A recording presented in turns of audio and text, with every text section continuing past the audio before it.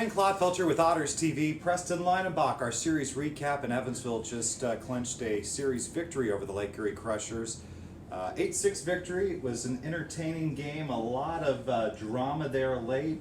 Well, Logan Sawyer ended up getting the save, but the big thing that stood out, the first thing that comes to my mind about the series finale is what we saw early in the game to tie it. Yeah, back at the bottom of the first inning, right off the bat, leadoff man Eddie DeJesus gets on, gets around, gets over to third base, and does something that I have not seen, at least in my 5 seasons here at Bosse Field. He stole home. Left-handed pitcher Paul Hall Jr. had his back to him, wasn't really paying attention, and DeJesus just took off, went for it, and got in there safely. And pretty exciting moment early in the game, like you said, but something that you just don't see that often. You could tell the Otters really wanted this win. You wanted to finish with a homestand at 500 in terms of the record or better. And that really set the tone, I think, early where there's going to be some aggressiveness coming from Evansville. Yeah, and I think that's something that a lot of the teams try to do, especially when they're having the confidence of a winning record like the Evansville Otters do currently have, is to be aggressive. You know, they feel like they have the space and the room to work with to, press the pedal down a little bit, be aggressive. And I think, like you said, doing it early in the game set the tone for the game. Right, so the Miners to start this homestand took 2 of 3, and then Evansville on Friday had a new series, Lake Erie. ES for every one night. We had a great crowd, over 3,600, and I think the big moment in that game had to be Riley Crane kind of removing any doubt if the Otters were going to win that game or not. His third Grand Slam of the year, first here at home, and he just continues to prove why he's been a great pickup for this team this year. And really, again, a conversation of being one of the best players in the Frontier League. I believe not only with the average flirting around the 300 mark, but the home runs, the RBIs, the difference he has also made, I think, for Evansville from a defensive standpoint at a lot of moments this year. And so for sure, he's been, again, just a huge plus addition for this team. Speaking of Riley Crane, I want to give a special shout out to his parents who sent us in the press box an awesome basket full of cookies, walnuts, cashews. Ryan Brown is filming. Ryan, what was your favorite cookie out of the bundle that the Cranes sent us? You know, it's a clutch pick. I mean, you include, it's a very hot stove issue because not everyone likes this kind of cookie. Okay. But an oatmeal walnut raisin, very controversial. I knew that's where he was going. Oh, so what would Very you say? controversial. I'm bored. I'm a straight up chocolate chip. No, guy. the chocolate chip cookies were better than Subway and Schnucks, which that is a compliment considering how high of a quality I hold those cookies. We had a lot of cookies this week. We did. Because Kaylin, our accounting intern, also brought cookies in. Yeah, no, so a lot of people were bringing cookies. We do appreciate the Cranes, though, for taking care of us. And Riley Crane has been taking care of the Evansville Otters in terms of his offensive production. There's been other guys, too, that have provided key hits over this weekend. Yeah, I think it's just been timely hits. Throughout the whole 6-game homestand, we saw Miles Gordon had a great game the other night.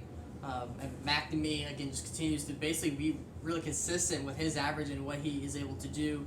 We saw Jose Pujols have really probably the best at-bats he's had all season, even though it's a small sample size since he's joined the Otters middle of the summer.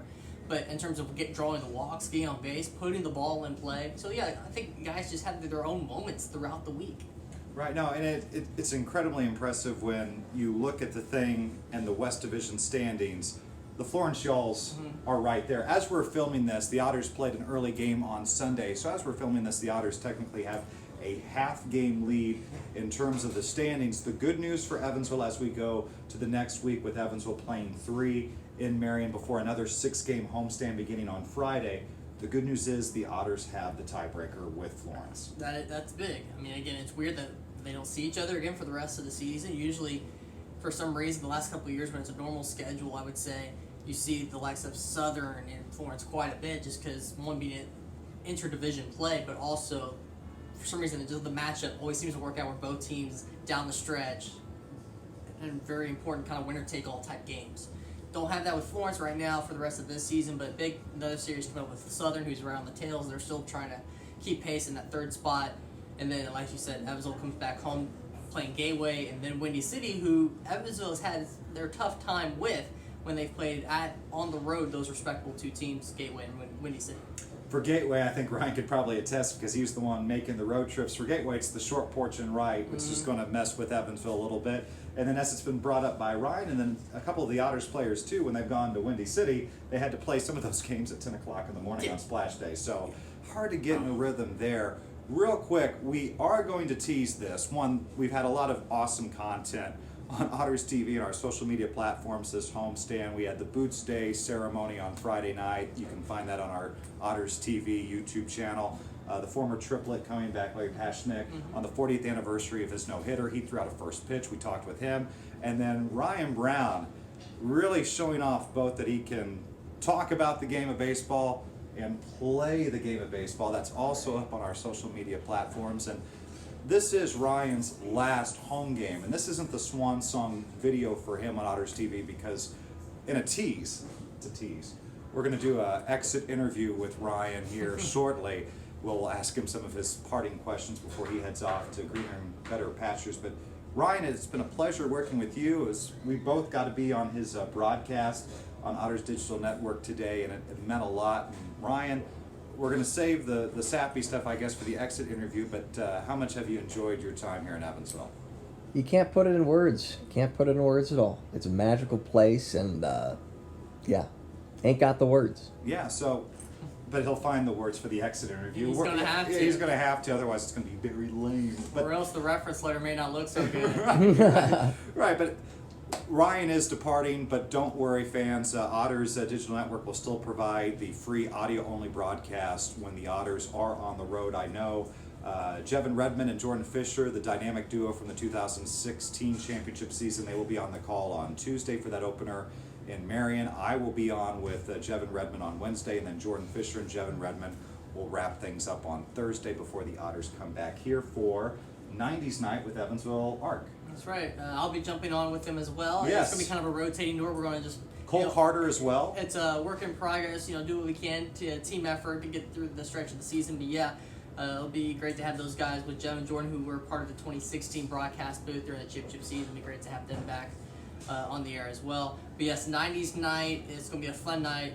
The Arc of Evansville being the sponsor with slime, 90s music, 90s replica throwback jerseys for the guys on the field to wear. And t-shirts, right? And t-shirts as well. And then I know you're excited that from the Bob and Tom show, Chick McGee, Josh Arnold will be making a guest appearance here at Bosse Field and partaking in a few events. Yeah, no, I'm super stoked. Those in Indiana know about Bob and Tom because in the 80s it started in Indianapolis at Q95 in 1983, and then 12 years later became such a cult sensation that it's now nationally syndicated on Westwood One and heard all over the country. So Chick McGee, the sports director, and Josh Arnold, Tom's sidekick, they will be here. And then, if I read correctly, Princess Night makeup game on Saturday, right? That's right. It's going to be, the rescheduled Princess Night, where back in early July, if you remember, it got rained out. The princesses were here. They made their appearance. I wasn't here that night, but I lucked out. But, it just didn't feel the same without the game. So hopefully no rain in the forecast by next Saturday. The princesses will be able to stay around longer, so that way fans have more time to get their opportunity for photos, autographs, you name it, with our fan favorite princess characters here at the ballpark. In a week from the time that we're taping this, Ryan won't be around to get this series recap video, but we will have another Dog Days this summer where you can bring your pets, they get in for free. You still, have to pay for your ticket. But if there is a bright side to that, $2 hot dogs. Classic $2 hot dogs, can't beat it. You can't beat it. And we can't beat the job that Ryan Brown did for us on Otters Digital Network and everything within the organization he contributed to. We greatly appreciate it. For Ryan Brown, his swan song, Preston Leinenbach, I'm Zane Clodfelter. This has been OttersTV.